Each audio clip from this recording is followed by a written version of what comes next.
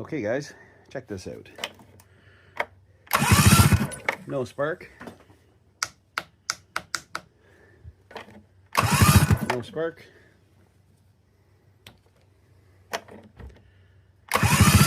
Spark.